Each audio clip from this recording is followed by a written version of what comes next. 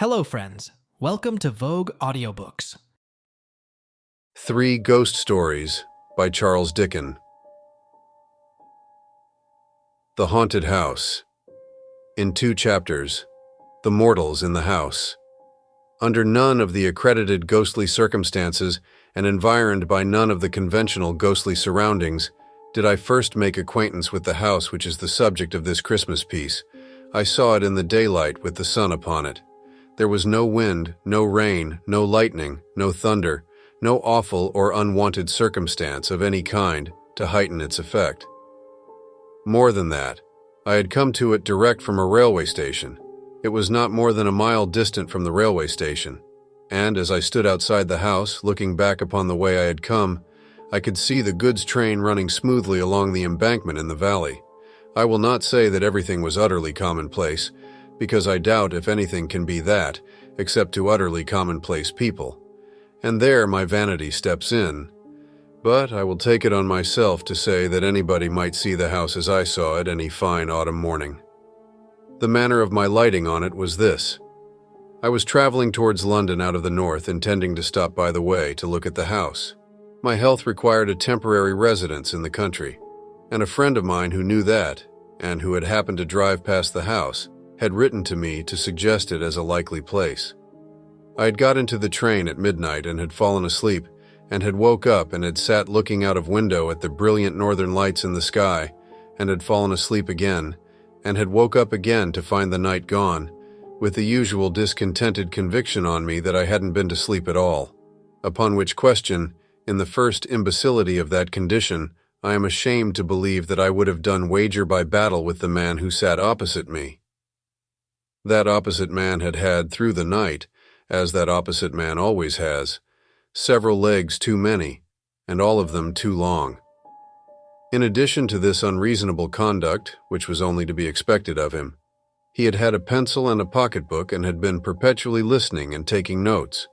It had appeared to me that these aggravating notes related to the jolts and bumps of the carriage, and I should have resigned myself to his taking them, under a general supposition that he was in the civil engineering way of life, if he had not sat staring straight over my head whenever he listened. He was a goggle-eyed gentleman of a perplexed aspect, and his demeanor became unbearable. It was a cold, dead morning, the sun not being up yet, and when I had outwatched the paling light of the fires of the iron country, and the curtain of heavy smoke that hung at once between me and the stars and between me and the day, I turned to my fellow traveler and said, "I beg your pardon, sir, but do you observe anything particular in me?" For really he appeared to be taking down either my traveling cap or my hair, with a minuteness that was a liberty. The goggle-eyed gentleman withdrew his eyes from behind me, as if the back of the carriage were 100 miles off, and said with a lofty look of compassion for my insignificance, "In you, sir? B." "B, sir?" said I, growing warm. "I have nothing to do with you, sir," returned the gentleman. "Pray let me listen. Oh." He enunciated this vowel after a pause, and noted it down. At first I was alarmed, for an express lunatic and no communication with the guard is a serious position. The thought came to my relief that the gentleman might be what is popularly called a rapper, one of a sect for some of whom I have the highest respect, but whom I don't believe in. I was going to ask him the question when he took the bread out of my mouth. "You will excuse me," said the gentleman contemptuously, "if I am too much in advance of common humanity to trouble myself at all about it. I have passed the night, as indeed I pass the whole of my time now, in spiritual intercourse." "Oh," said I, somewhat snappishly. "The conferences of the night began," continued the gentleman, turning several leaves of his notebook, "with this message: 'Evil communications corrupt good manners.'" "Sound?" said I. "But absolutely new?"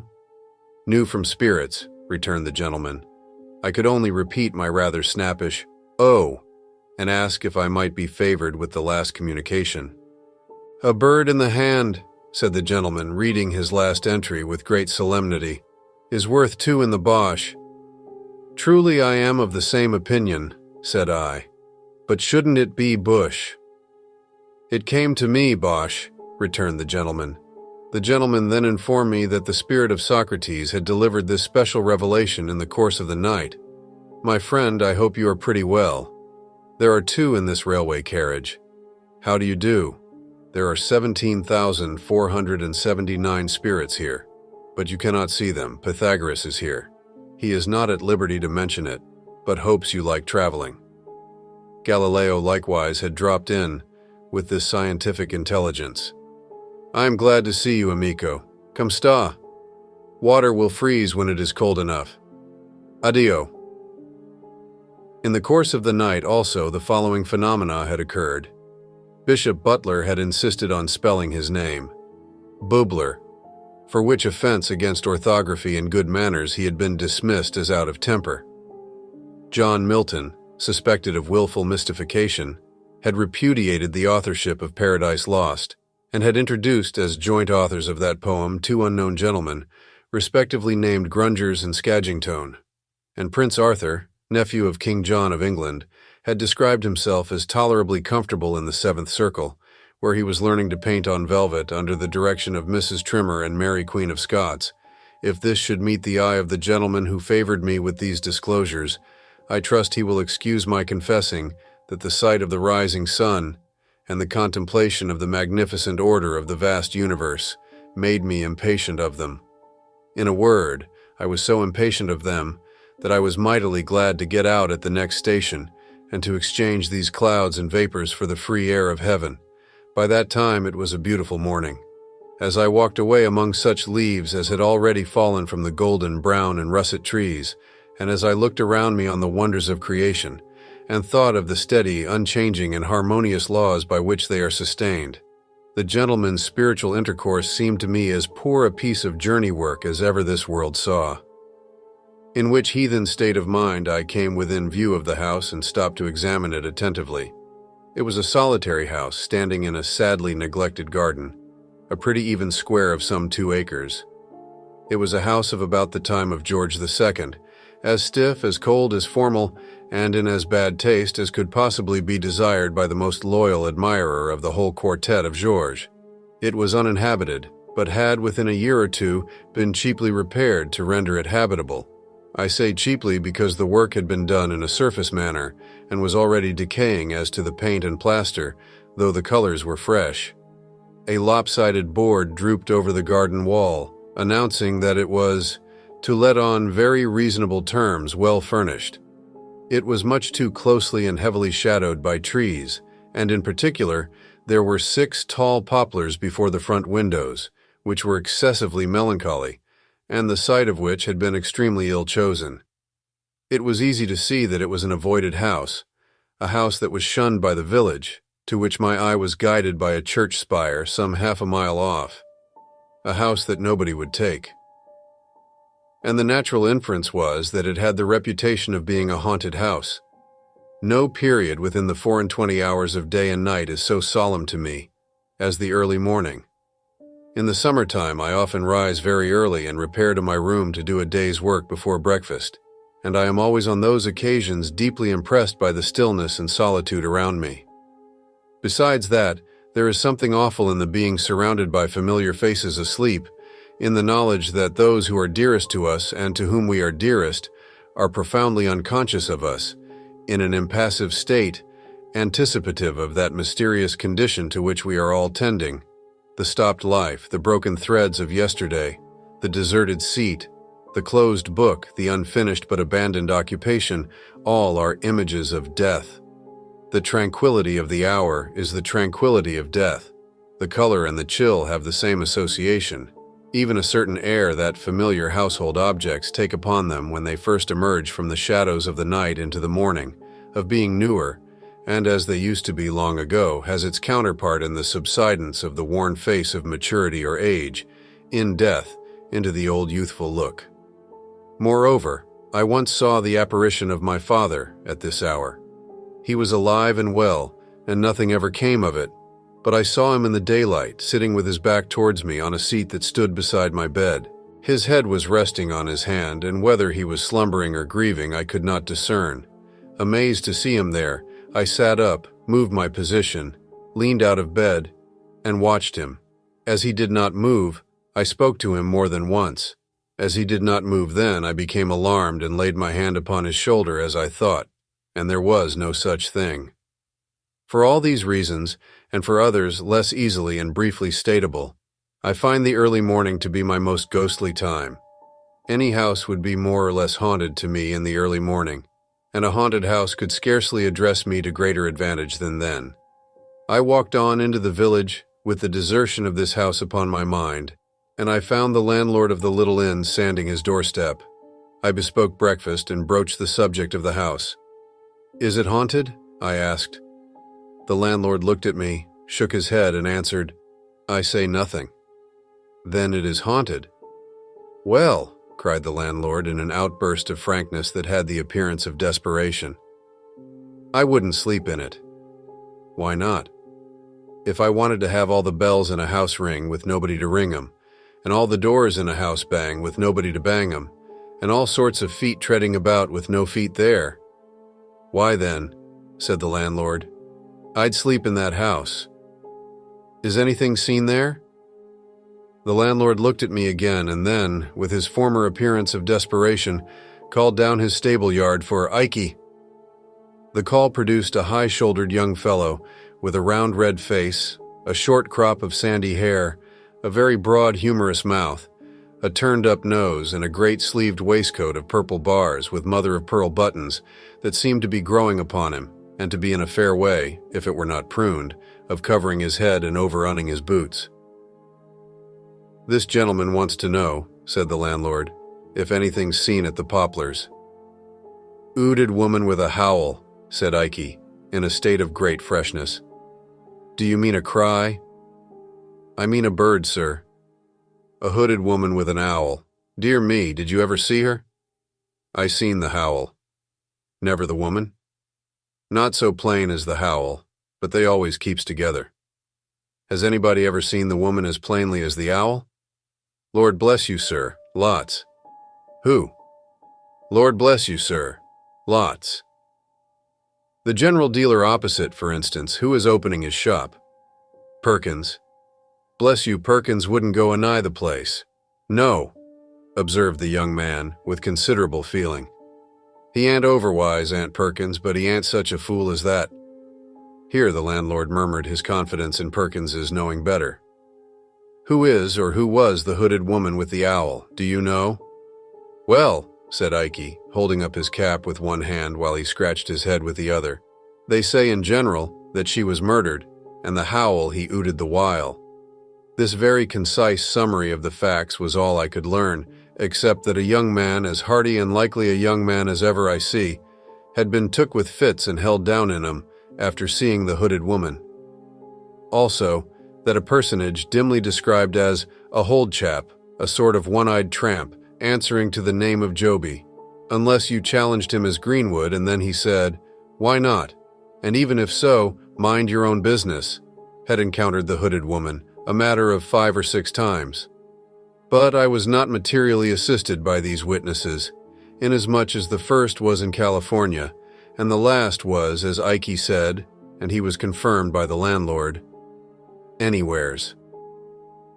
Now, although I regard with a hushed and solemn fear the mysteries between which in this state of existence is interposed the barrier of the great trial and change that fall on all the things that live, and although I have not the audacity to pretend that I know anything of them, I can no more reconcile the mere banging of doors, ringing of bells, creaking of boards, and such like insignificances with the majestic beauty and pervading analogy of all the divine rules that I am permitted to understand, than I had been able a little while before to yoke the spiritual intercourse of my fellow traveler to the chariot of the rising sun.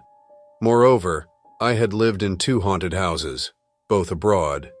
In one of these, an old Italian palace, which bore the reputation of being very badly haunted indeed, and which had recently been twice abandoned on that account, I lived 8 months, most tranquilly and pleasantly, notwithstanding that the house had a score of mysterious bedrooms which were never used and possessed in one large room in which I sat reading, times out of number at all hours, and next to which I slept, a haunted chamber of the first pretensions.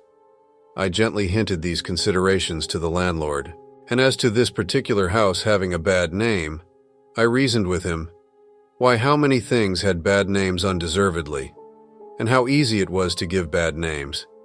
And did he not think that if he and I were persistently to whisper in the village that any weird-looking, old drunken tinker of the neighborhood had sold himself to the devil, he would come in time to be suspected of that commercial venture? All this wise talk was perfectly ineffective with the landlord, I am bound to confess, and was as dead a failure as ever I made in my life. To cut this part of the story short, I was piqued about the haunted house, and was already half resolved to take it. So, after breakfast, I got the keys from Perkins's brother-in-law, a whip and harness maker who keeps the post office and is under submission to a most rigorous wife of the doubly seceding little Emmanuel persuasion, and went up to the house, attended by my landlord and by Ike. Within, I found it, as I had expected, transcendently dismal. The slowly changing shadows waved on it from the heavy trees were doleful in the last degree. The house was ill-placed, ill-built, ill-planned, and ill-fitted. It was damp. It was not free from dry rot. There was a flavor of rats in it, and it was the gloomy victim of that indescribable decay which settles on all the work of man's hands whenever it's not turned to man's account.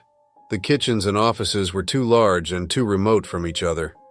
Above stairs and below, waste tracts of passage intervened between patches of fertility represented by rooms.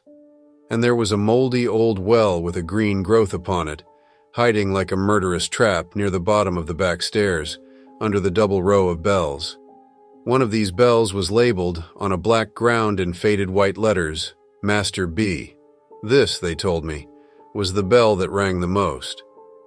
Who was Master B? I asked. Is it known what he did while the owl hooted? Rang the bell, said Ike. I was rather struck by the prompt dexterity with which this young man pitched his fur cap at the bell and rang it himself. It was a loud, unpleasant bell and made a very disagreeable sound. The other bells were inscribed according to the names of the rooms to which their wires were conducted, as picture room, double room, clock room, and the like. Following Master B's bell to its source, I found that young gentleman to have had but indifferent third-class accommodation in a triangular cabin under the cockloft, with a corner fireplace which Master B must have been exceedingly small if he were ever able to warm himself at, and a corner chimney-piece like a pyramidal staircase to the ceiling for Tom Thumb. The papering of one side of the room had dropped down bodily, with fragments of plaster adhering to it and almost blocked up the door. It appeared that Master B, in his spiritual condition, always made a point of pulling the paper down. Neither the landlord nor Ike could suggest why he made such a fool of himself. Except that the house had an immensely large rambling loft at top, I made no other discoveries. It was moderately well furnished, but sparely. Some of the furniture, say a third, was as old as the house. The rest was of various periods within the last half-century. I was referred to a corn chandler in the marketplace of the county town to treat for the house. I went that day, and I took it for 6 months. It was just the middle of October when I moved in with my maiden sister. I venture to call her 38. She is so very handsome, sensible, and engaging. We took with us a deaf stableman, my bloodhound Turk, 2 women servants, and a young person called an odd girl. I have reason to record of the attendant last enumerated, who was one of the St. Lawrence's Union female orphans, that she was a fatal mistake and a disastrous engagement. The year was dying early. The leaves were falling fast. It was a raw, cold day when we took possession, and the gloom of the house was most depressing. The cook, an amiable woman but of a weak turn of intellect, burst into tears on beholding the kitchen, and requested that her silver watch might be delivered over to her sister, 2nd Tuppentocks Gardens, Liggs Walk, Clapham Rise, in the event of anything happening to her from the damp. Streaker, the housemaid, feigned cheerfulness but was the greater martyr. The odd girl, who had never been in the country, alone was pleased, and made arrangements for sowing an acorn in the garden outside the scullery window, and rearing an oak. We went before dark, through all the natural, as opposed to supernatural miseries incidental to our state. Dispiriting reports ascended, like the smoke, from the basement in volumes, and descended from the upper rooms.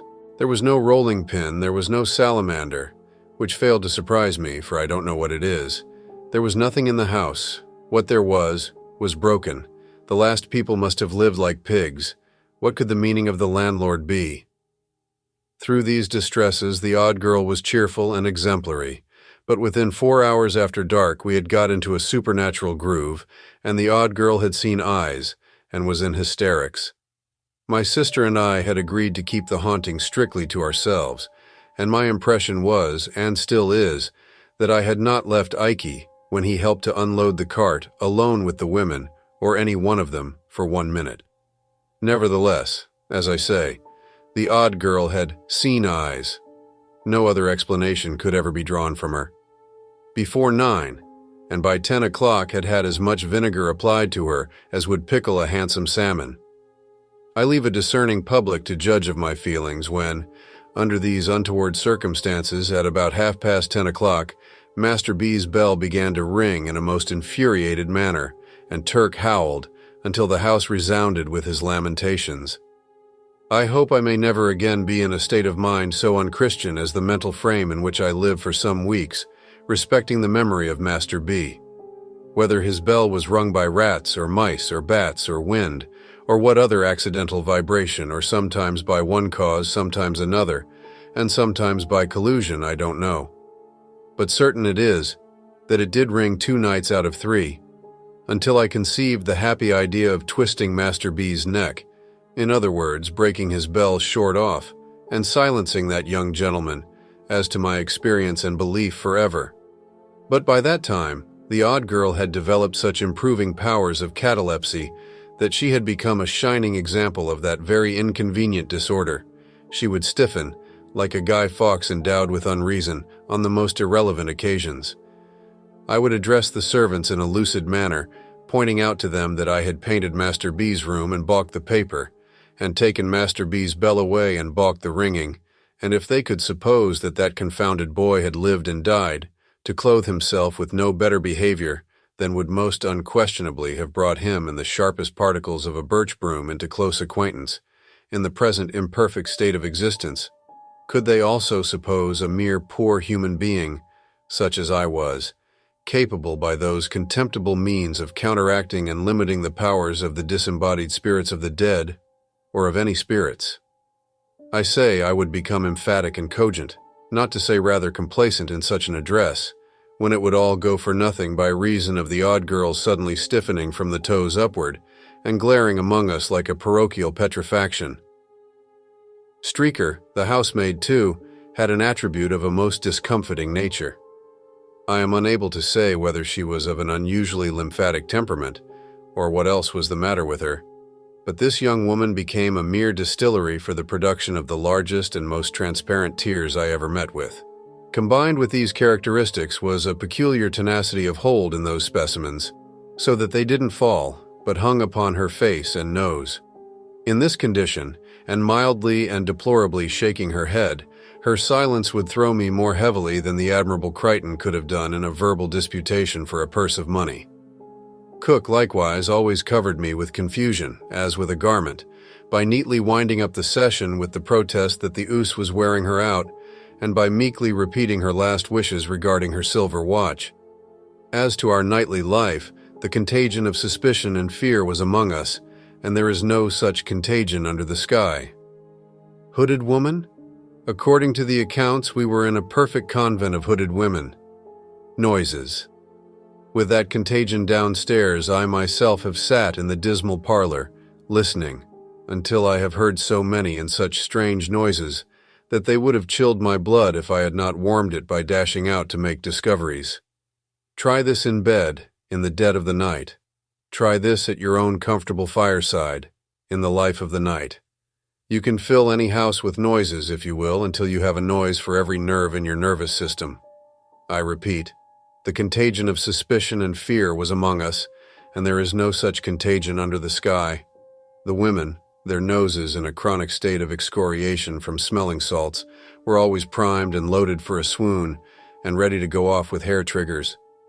The 2 elder detached the odd girl on all expeditions that were considered doubly hazardous, and she always established the reputation of such adventures by coming back cataleptic. If Cook or Streaker went overhead after dark, we knew we should presently hear a bump on the ceiling, and this took place so constantly that it was as if a fighting man were engaged to go about the house, administering a touch of his art, which I believe is called the auctioneer, to every domestic he met with. It was in vain to do anything. It was in vain to be frightened, for the moment in one's own person, by a real owl, and then to show the owl. It was in vain to discover, by striking an accidental discord on the piano, that Turk always howled at particular notes and combinations.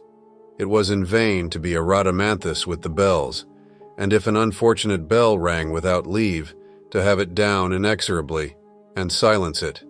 It was in vain to fire up chimneys, let torches down the well, charge furiously into suspected rooms and recesses. We changed servants, and it was no better. The new set ran away, and a third set came, and it was no better. At last, our comfortable housekeeping got to be so disorganized and wretched that I one night dejectedly said to my sister, "Patty, I begin to despair of our getting people to go on with us here, and I think we must give this up." My sister, who is a woman of immense spirit, replied, "No, John, don't give it up. Don't be beaten, John. There is another way." "And what is that?" said I. "John," returned my sister, "if we are not to be driven out of this house, and that for no reason whatever that is apparent to you or me, we must help ourselves and take the house wholly and solely into our own hands." "But the servants," said I. "Have no servants," said my sister boldly. Like most people in my grade of life, I had never thought of the possibility of going on without those faithful obstructions. The notion was so new to me when suggested that I looked very doubtful. "We know they come here to be frightened and infect one another, and we know they are frightened and do infect one another," said my sister. "With the exception of Bottles," I observed in a meditative tone, "the deaf stableman. I kept him in my service and still keep him as a phenomenon of moroseness not to be matched in England." "To be sure, John," assented my sister, "except Bottles. And what does that go to prove? Bottles talks to nobody, and hears nobody unless he is absolutely roared at, and what alarm has Bottles ever given, or taken? None." This was perfectly true, the individual in question having retired, every night at 10 o'clock, to his bed over the coach-house, with no other company than a pitchfork and a pail of water. That the pail of water would have been over me, and the pitchfork through me, if I had put myself without announcement in Bottles's way after that minute, I had deposited in my own mind as a fact worth remembering. Neither had Bottles ever taken the least notice of any of our many uproars.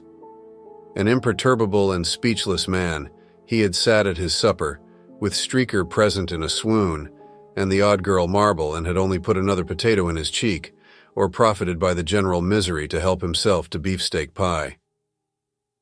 "And so," continued my sister, "I exempt Bottles. And considering, John, that the house is too large and perhaps too lonely to be kept well in hand by Bottles, you and me, I propose that we cast about among our friends for a certain selected number of the most reliable and willing, form a society here for 3 months, wait upon ourselves and one another, live cheerfully and socially, and see what happens." I was so charmed with my sister that I embraced her on the spot and went into her plan with the greatest ardor. We were then in the 3rd week of November, but we took our measures so vigorously and were so well seconded by the friends in whom we confided that there was still a week of the month unexpired, when our party all came down together merrily and mustered in the haunted house. I will mention, in this place, 2 small changes that I made while my sister and I were yet alone. It occurring to me as not improbable that Turk howled in the house at night, partly because he wanted to get out of it, I stationed him in his kennel outside, but unchained, and I seriously warned the village that any man who came in his way must not expect to leave him without a rip in his own throat. I then casually asked Ike if he were a judge of a gun, on his saying, "Yes, sir, I knows a good gun when I sees her." I begged the favor of his stepping up to the house and looking at mine. "She's a true one, sir," said Ike, after inspecting a double-barreled rifle that I bought in New York a few years ago. "No mistake about her, sir." "Ike," said I, Don't mention it. I have seen something in this house." "No, sir," he whispered, greedily opening his eyes. "'Ooded lady, sir?" "Don't be frightened," said I. "It was a figure rather like you." "Lord, sir?" "Ike," said I, shaking hands with him warmly. "I may say affectionately, if there is any truth in these ghost stories, the greatest service I can do you is to fire at that figure. And I promise you, by heaven and earth, I will do it with this gun if I see it again." The young man thanked me and took his leave with some little precipitation after declining a glass of liquor. I imparted my secret to him because I had never quite forgotten his throwing his cap at the bell, because I had on another occasion noticed something very like a fur cap, lying not far from the bell, one night when it had burst out ringing, and because I had remarked that we were at our ghostliest whenever he came up in the evening to comfort the servants. Let me do Ike no injustice. He was afraid of the house and believed in its being haunted, and yet he would play false on the haunting side, so surely as he got an opportunity. The odd girl's case was exactly similar. She went about the house in a state of real terror, and yet lied monstrously and willfully, and invented many of the alarms she spread, and made many of the sounds we heard. I had had my eye on the two, and I know it. It is not necessary for me here to account for this preposterous state of mind. I content myself with remarking that it is familiarly known to every intelligent man who has had fair medical, legal, or other watchful experience, that it is as well established and as common a state of mind as any with which observers are acquainted, and that it is one of the first elements, above all others, rationally to be suspected in, and strictly looked for and separated from, any question of this kind. To return to our party. The first thing we did when we were all assembled was to draw lots for bedrooms. That done, and every bedroom, and indeed the whole house having been minutely examined by the whole body, we allotted the various household duties, as if we had been on a gypsy party, or a yachting party, or a hunting party, or were shipwrecked. I then recounted the floating rumors concerning the hooded lady, the owl, and Master B, with others still more filmy, which had floated about during our occupation, relative to some ridiculous old ghost of the female gender who went up and down, carrying the ghost of a round table, and also to an impalpable jackass whom nobody was ever able to catch. Some of these ideas I really believe our people below had communicated to one another in some diseased way, without conveying them in words. We then gravely called one another to witness that we were not there to be deceived, or to deceive, which we considered pretty much the same thing, and that, with a serious sense of responsibility, we would be strictly true to one another and would strictly follow out the truth. The understanding was established that anyone who heard unusual noises in the night and who wished to trace them should knock at my door.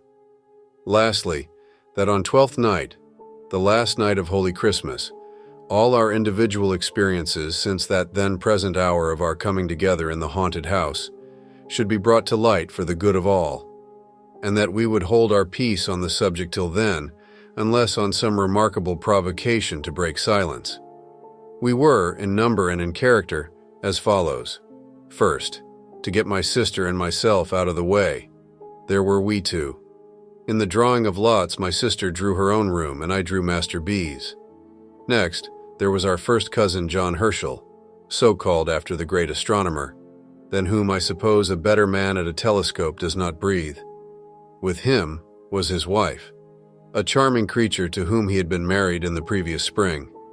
I thought it, under the circumstances, rather imprudent to bring her, because there is no knowing what even a false alarm may do at such a time, but I suppose he knew his own business best, and I must say that if she had been my wife, I never could have left her endearing and bright face behind. They drew the clock room. Alfred Starling, an uncommonly agreeable young fellow of 28 for whom I have the greatest liking, was in the double room, mine usually, and designated by that name from having a dressing room within it, with 2 large and cumbersome windows, which no wedges I was ever able to make would keep from shaking in any weather, wind or no wind. Alfred is a young fellow who pretends to be fast, another word for loose as I understand the term, but who is much too good and sensible for that nonsense, and who would have distinguished himself before now, if his father had not unfortunately left him a small independence of 200 a year, on the strength of which his only occupation in life has been to spend 6. I am in hopes, however, that his banker may break, or that he may enter into some speculation guaranteed to pay 20%, for I am convinced that if he could only be ruined, his fortune is made. Belinda Bates, bosom friend of my sister, and a most intellectual, amiable, and delightful girl, got the picture room. She has a fine genius for poetry, combined with real business earnestness, and goes in, to use an expression of Alfred's, for woman's mission, woman's rights, woman's wrongs, and everything that is woman's with a capital W, or is not and ought to be, or is and ought not to be. Most praiseworthy, my dear, and heaven prosper you, I whispered to her on the first night of my taking leave of her at the picture room door, but don't overdo it, and in respect of the great necessity there is, my darling, for more employments being within the reach of woman than our civilization has as yet assigned to her, don't fly at the unfortunate men, even those men who are at first sight in your way, as if they were the natural oppressors of your sex. For trust me, Belinda, they do sometimes spend their wages among wives and daughters, sisters, mothers, aunts, and grandmothers, and the play is really not all Wolf and Red Riding Hood, but has other parts in it. However, I digress. Belinda, as I have mentioned, occupied the picture room. We had but 3 other chambers: the corner room, the cupboard room, and the garden room. My old friend, Jack Governor, slung his hammock, as he called it, in the corner room. I have always regarded Jack as the finest-looking sailor that ever sailed. He is gray now, but as handsome as he was a quarter of a century ago, nay, handsomer. A portly, cheery, well-built figure of a broad-shouldered man, with a frank smile, a brilliant dark eye, and a rich dark eyebrow. I remember those under darker hair, and they look all the better for their silver setting. He has been wherever his Union namesake flies, has Jack, and I have met old shipmates of his, away in the Mediterranean and on the other side of the Atlantic, who have beamed and brightened at the casual mention of his name and have cried, "You know Jack Governor? Then you know a prince of men." That he is. And so unmistakably a naval officer, that if you were to meet him coming out of an Eskimo snow hut in seal skin, you would be vaguely persuaded he was in full naval uniform. Jack once had that bright, clear eye of his on my sister, but it fell out that he married another lady and took her to South America, where she died. This was a dozen years ago or more. He brought down with him to our haunted house a little cask of salt beef, for he is always convinced that all salt beef not of his own pickling is mere carrion, and invariably when he goes to London packs a piece in his portmanteau. He had also volunteered to bring with him one Nat Beaver, an old comrade of his, captain of a merchantman. Mr. Beaver, with a thick-set wooden face and figure, and apparently as hard as a block all over, proved to be an intelligent man, with a world of watery experiences in him and great practical knowledge. At times there was a curious nervousness about him, apparently the lingering result of some old illness, but it seldom lasted many minutes. He got the cupboard room and lay there next to Mr. Undery, my friend and solicitor, who came down, in an amateur capacity, to go through with it, as he said, and who plays whist better than the whole law list, from the red cover at the beginning to the red cover at the end. I never was happier in my life, and I believe it was the universal feeling among us. Jack Governor, always a man of wonderful resources, was chief cook, and made some of the best dishes I ever ate, including unapproachable curries. My sister was pastry cook and confectioner. Starling and I were cook's mate, turn and turn about, and on special occasions the chief cook pressed Mr. Beaver. We had a great deal of outdoor sport and exercise, but nothing was neglected within, and there was no ill humor or misunderstanding among us, and our evenings were so delightful that we had at least one good reason for being reluctant to go to bed. We had a few night alarms in the beginning. On the first night, I was knocked up by Jack with a most wonderful ship's lantern in his hand, like the gills of some monster of the deep, who informed me that he was going aloft to the main truck to have the weathercock down.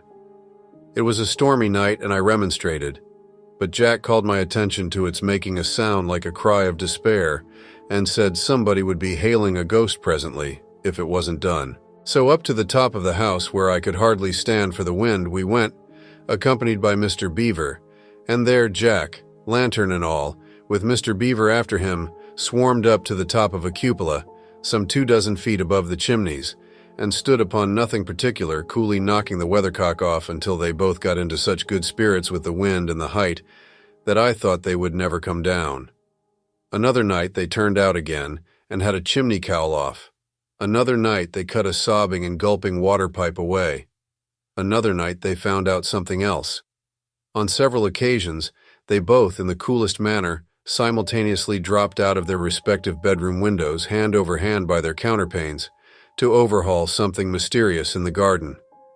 The engagement among us was faithfully kept, and nobody revealed anything. All we knew was, if anyone's room were haunted, no one looked the worse for it. The ghost in Master B's room. When I established myself in the triangular garret which had gained so distinguished a reputation, my thoughts naturally turned to Master B. My speculations about him were uneasy and manifold, whether his Christian name was Benjamin Bissextile, from his having been born in leap year, Bartholomew, or Bill, whether the initial letter belonged to his family name, and that was Baxter, Black, Brown, Barker, Buggins, Baker, or Bird, whether he was a foundling and had been baptized B, whether he was a lion-hearted boy and B was short for Britain or for Bull, whether he could possibly have been kith and kin to an illustrious lady who brightened my own childhood and had come of the blood of the brilliant Mother Bunch. With these profitless meditations I tormented myself much. I also carried the mysterious letter into the appearance and pursuits of the deceased, wondering whether he dressed in blue, wore boots, he couldn't have been bald, was a boy of brains, liked books, was good at bowling, had any skill as a boxer, even in his buoyant boyhood bathed from a bathing machine at Bognor Bangor, Bournemouth, Brighton, or Broadstairs like a bounding billiard ball. So, from the first I was haunted by the letter B. It was not long before I remarked that I never, by any hazard, had a dream of Master B, or of anything belonging to him. But, the instant I awoke from sleep, at whatever hour of the night, my thoughts took him up and roamed away, trying to attach his initial letter to something that would fit it and keep it quiet. For 6 nights I had been worried thus in Master B's room, when I began to perceive that things were going wrong. The first appearance that presented itself was early in the morning, when it was but just daylight and no more. I was standing shaving at my glass when I suddenly discovered, to my consternation and amazement, that I was shaving, not myself, I am 50, but a boy. Apparently, Master B. I trembled and looked over my shoulder. Nothing there.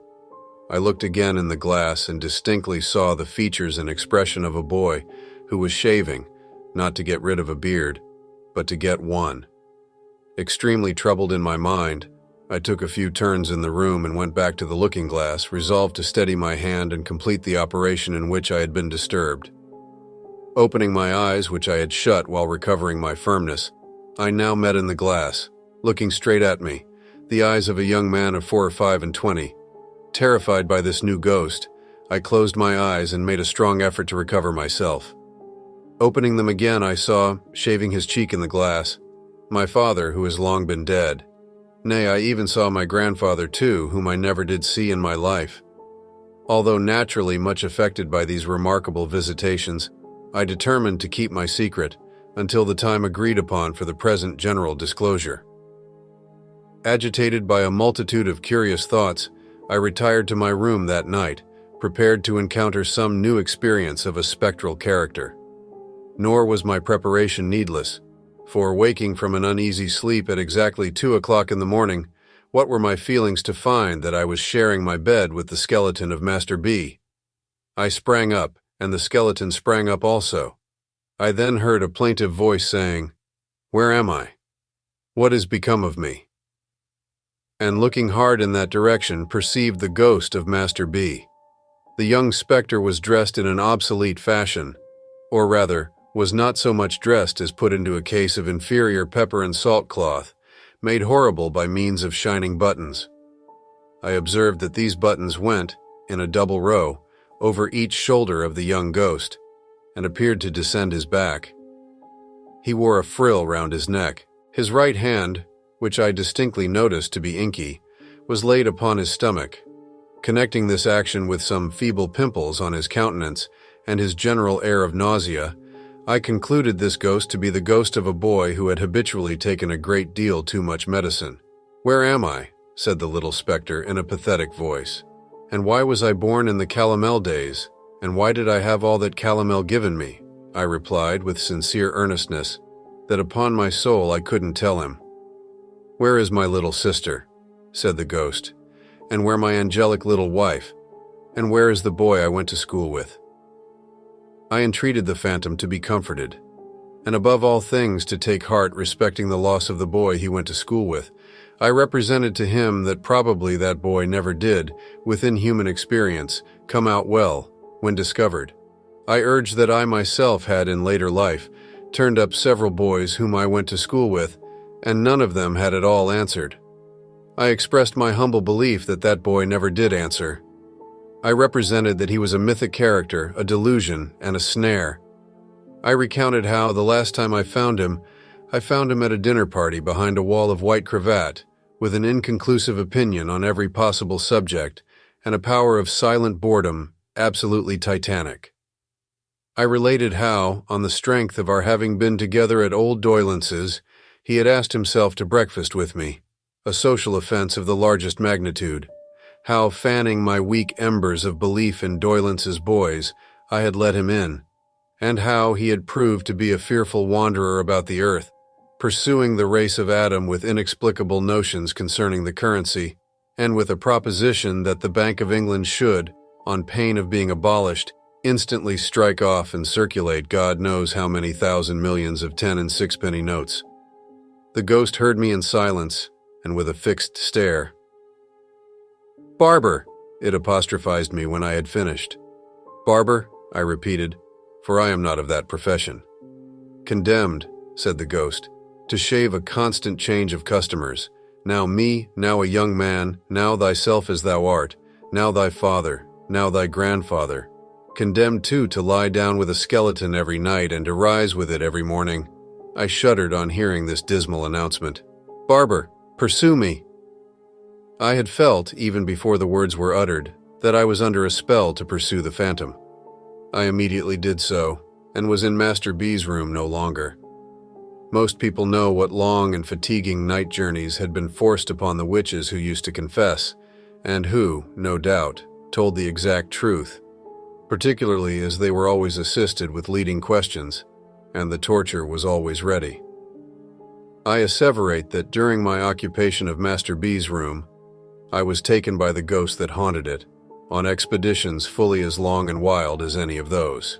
Assuredly, I was presented to no shabby old man with a goat's horns and tail, something between Pan and an old clothesman, holding conventional receptions, as stupid as those of real life and less decent. But I came upon other things which appeared to me to have more meaning. Confident that I speak the truth and shall be believed, I declare without hesitation that I followed the ghost, in the first instance on a broomstick, and afterwards on a rocking horse. The very smell of the animal's paint, especially when I brought it out by making him warm, I am ready to swear to. I followed the ghost afterwards in a hackney coach, an institution with the peculiar smell of which the present generation is unacquainted, but to which I am again ready to swear as a combination of stable, dog with the mange, and very old bellows. In this, I appeal to previous generations to confirm or refute me. I pursued the phantom on a headless donkey, at least upon a donkey who was so interested in the state of his stomach that his head was always down there, investigating it, on ponies, expressly born to kick up behind, on roundabouts and swings from fairs, in the first cab, another forgotten institution where the fare regularly got into bed and was tucked up with the driver. Not to trouble you with a detailed account of all my travels in pursuit of the ghost of Master B, which were longer and more wonderful than those of Sinbad the Sailor, I will confine myself to one experience from which you may judge of many.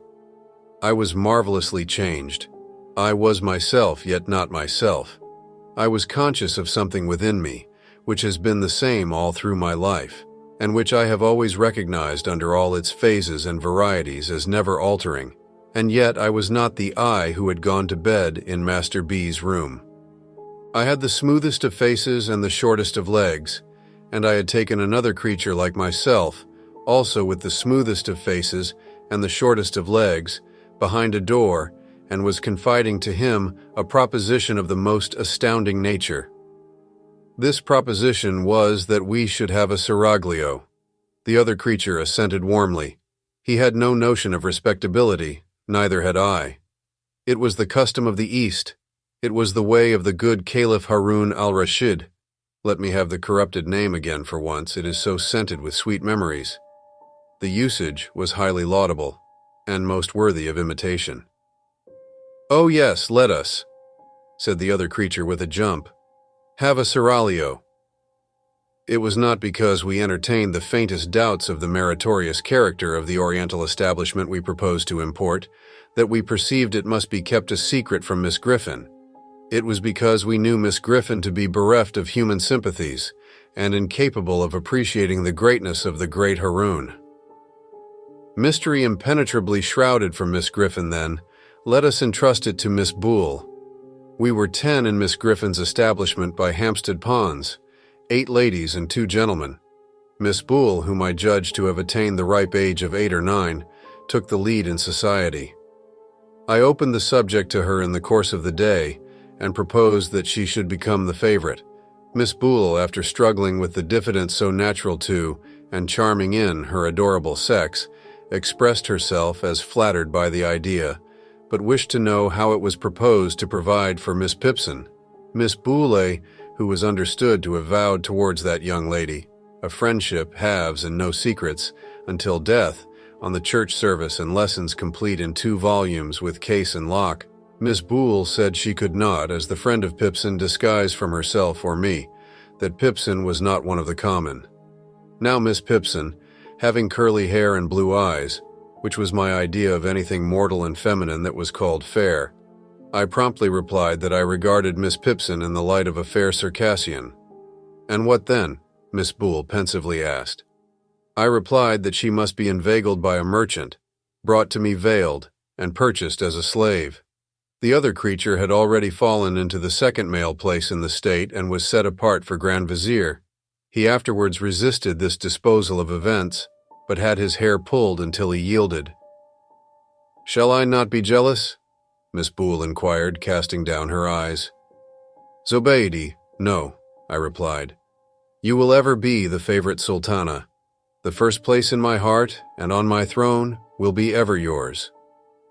Miss Boole, upon that assurance, consented to propound the idea to her 7 beautiful companions, it occurring to me in the course of the same day that we knew we could trust a grinning and good-natured soul called Tabby, who was the serving drudge of the house and had no more figure than one of the beds, and upon whose face there was always more or less blacklead.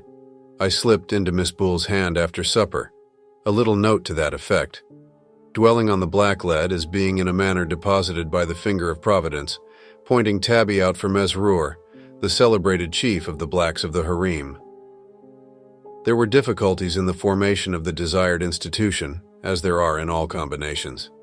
The other creature showed himself of a low character, and when defeated in aspiring to the throne, pretended to have conscientious scruples about prostrating himself before the caliph.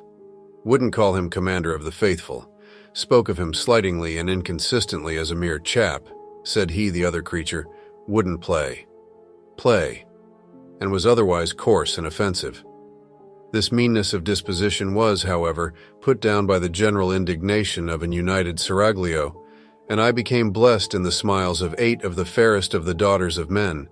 The smiles could only be bestowed when Miss Griffin was looking another way, and only then in a very wary manner, for there was a legend among the followers of the Prophet that she saw with a little round ornament in the middle of the pattern on the back of her shawl. But every day after dinner, for an hour, we were all together, and then the favorite and the rest of the royal harem competed who should most beguile the leisure of the serene Harun, reposing from the cares of state, which were generally, as in most affairs of state, of an arithmetical character, the commander of the faithful being a fearful boggler at a sum. On these occasions, the devoted Mesroor, chief of the blacks of the harem, was always in attendance, Miss Griffin usually ringing for that officer at the same time with great vehemence, but never acquitted himself in a manner worthy of his historical reputation. In the first place, his bringing a broom into the divan of the Caliph, even when Haroun wore on his shoulders the red robe of anger, Miss Pipson's police, though it might be got over for the moment, was never to be quite satisfactorily accounted for. In the second place, his breaking out into grinning exclamations of "Lork, you pretties," was neither Eastern nor respectful.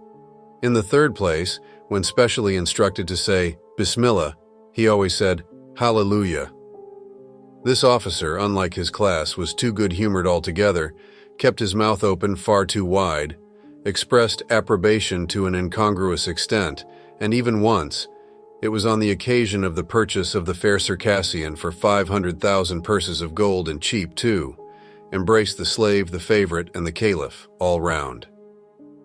Parenthetically, let me say, God bless Mesroor, and may there have been sons and daughters on that tender bosom, softening many a hard day since.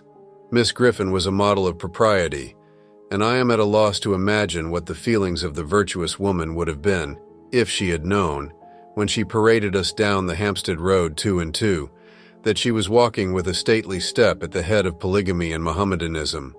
I believe that a mysterious and terrible joy with which the contemplation of Miss Griffin, in this unconscious state, inspired us, and a grim sense prevalent among us that there was a dreadful power in our knowledge of what Miss Griffin, who knew all things that could be learnt out of book, didn't know, were the mainspring of the preservation of our secret. It was wonderfully kept, but was once upon the verge of self-betrayal. The danger and escape occurred upon a Sunday.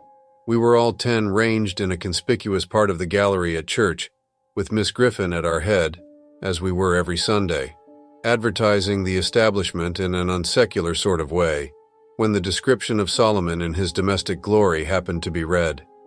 The moment that monarch was thus referred to, conscience whispered me, "Thou too, Haroun." The officiating minister had a cast in his eye, and it assisted conscience by giving him the appearance of reading personally at me. A crimson blush, attended by a fearful perspiration, suffused my features. The Grand Vizier became more dead than alive, and the whole seraglio reddened as if the sunset of Baghdad shone direct upon their lovely faces. At this portentous time the awful Griffin rose, and balefully surveyed the children of Islam. My own impression was that Church and State had entered into a conspiracy with Miss Griffin to expose us, and that we should all be put into white sheets and exhibited in the center aisle, but so westerly, if I may be allowed the expression as opposite to Eastern associations, was Miss Griffin's sense of rectitude that she merely suspected apples, and we were saved. I have called the seraglio united, upon the question solely whether the commander of the faithful durst exercise a right of kissing, in that sanctuary of the palace, were its peerless inmates divided. Zobeide asserted a counter-right in the favorite to scratch, and the fair Circassian put her face for refuge into a green baize bag, originally designed for books. On the other hand, a young antelope of transcendent beauty from the fruitful plains of Camden Town, whence she had been brought by traders in the half-yearly caravan that crossed the intermediate desert after the holidays, held more liberal opinions, but stipulated for limiting the benefit of them to that dog, and son of a dog, the Grand Vizier, who had no rights, and was not in question. At length the difficulty was compromised by the installation of a very youthful slave as deputy. She, raised upon a stool, officially received upon her cheeks the salutes intended by the gracious Haroun for other sultanas, and was privately rewarded from the coffers of the ladies of the harem. And now it was, at the full height of enjoyment of my bliss, that I became heavily troubled. I began to think of my mother, and what she would say to my taking home at Midsummer 8 of the most beautiful of the daughters of men, but all unexpected. I thought of the number of beds we made up at our house, of my father's income, and of the baker, and my despondency redoubled. The seraglio and malicious vizier, divining the cause of their lord's unhappiness, did their utmost to augment it. They professed unbounded fidelity and declared that they would live and die with him. Reduced to the utmost wretchedness by these protestations of attachment, I lay awake for hours at a time, ruminating on my frightful lot.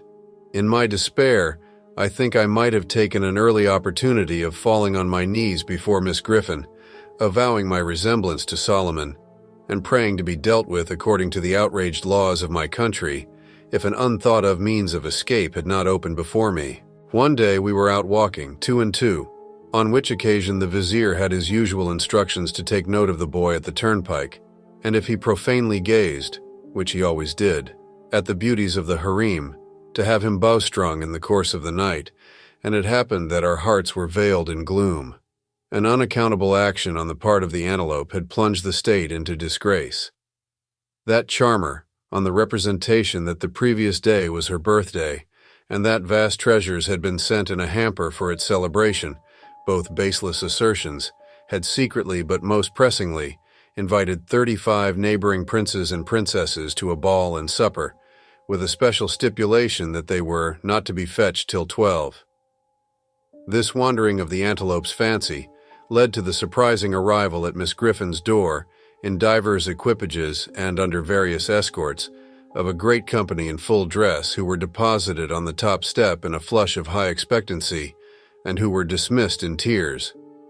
At the beginning of the double knocks, attendant on these ceremonies, the antelope had retired to a back attic and bolted herself in, and at every new arrival Miss Griffin had gone so much more and more distracted that at last she had been seen to tear her front.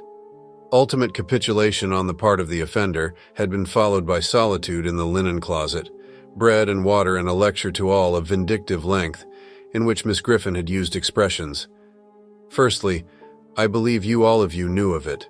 Secondly, every one of you is as wicked as another. Thirdly, a pack of little wretches. Under these circumstances we were walking drearily along, and I especially, with my Mussulman responsibilities heavy on me, was in a very low state of mind, when a strange man accosted Miss Griffin and, after walking on at her side for a little while and talking with her, looked at me. Supposing him to be a minion of the law, and that my hour was come, I instantly ran away, with the general purpose of making for Egypt.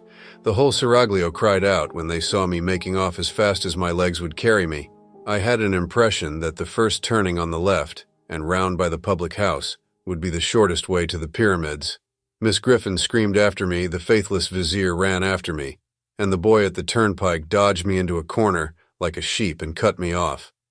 Nobody scolded me when I was taken and brought back. Miss Griffin only said with a stunning gentleness, "This was very curious. Why had I run away when the gentleman looked at me?"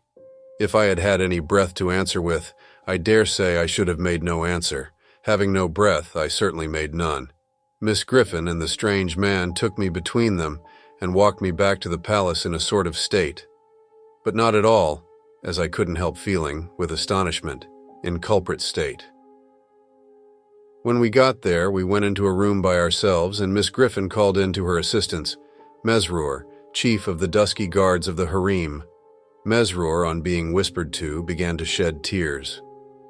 "Bless you, my precious," said that officer, turning to me. "Your pa's took bitter bad," I asked with a fluttered heart. "Is he very ill?" "Lord temper the wind to you, my lamb," said the good Mesrour, kneeling down, that I might have a comforting shoulder for my head to rest on. "Your pa's dead." Harun al-Rashid took to flight at the words. The seraglio vanished. From that moment, I never again saw one of the 8 of the fairest of the daughters of men. I was taken home, and there was debt at home as well as death, and we had a sale there. My own little bed was so superciliously looked upon by a power unknown to me, hazily called the trade, that a brass coal scuttle, a roasting jack, and a bird cage were obliged to be put into it to make a lot of it, and then it went for a song. So I heard mentioned, and I wondered what song, and thought what a dismal song it must have been to sing. Then I was sent to a great, cold, bare school of big boys, where everything to eat and wear was thick and clumpy, without being enough, where everybody, large and small, was cruel, where the boys knew all about the sale before I got there, and asked me what I had fetched and who had bought me, and hooted at me, going, gone. I never whispered in that wretched place that I had been Haroun, or had had a seraglio, for I knew that if I mentioned my reverses, I should be so worried that I should have to drown myself in the muddy pond near the playground which looked like the beer. Ah me, ah me. No other ghost has haunted the boy's room, my friends, since I have occupied it, than the ghost of my own childhood, the ghost of my own innocence, the ghost of my own airy belief. Many a time have I pursued the phantom, never with this man's stride of mine to come up with it, never with these man's hands of mine to touch it, never more to this man's heart of mine to hold it in its purity. And here you see me working out, as cheerfully and thankfully as I may, my doom of shaving in the glass a constant change of customers, and of lying down and rising up with the skeleton allotted to me for my mortal companion. Thanks for joining us. Don't forget to like, share, and subscribe for more captivating videos.